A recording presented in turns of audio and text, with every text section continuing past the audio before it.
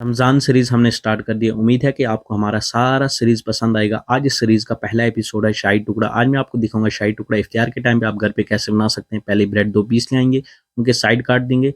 Side काट के आप बीच में से काट लेंगे इस तरीके से ब्रेड को।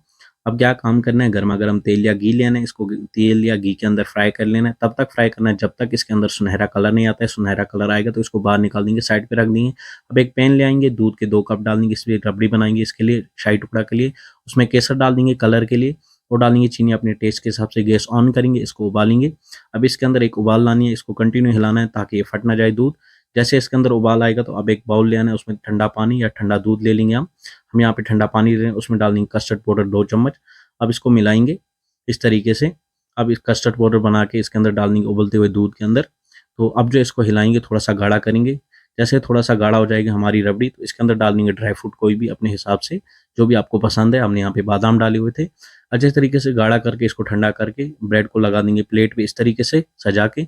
ऊपर से जो है रबड़ी डाल देंगे ठंडा करके। तो हो चुका है हमारा शाही टुकड़ा रेडी। आप भी इस रेसिपी को एक बार इस रमज़ान में ज़रूर ट्राई करें और साथ में जो हमें अपनी दुआओं में ज़रूर याद रखें और साथ में जो है पूरा सीरीज़ एंजॉय करें और साथ-साथ में हमारे पेज को ज़रूर फॉलो करें। बाकी मज़ीद वीडियो के लिए दीजिए इजाज़त, मिलते हैं अगली वीडियो में, तब तक के लिए अल्लाह हाफ़िज़।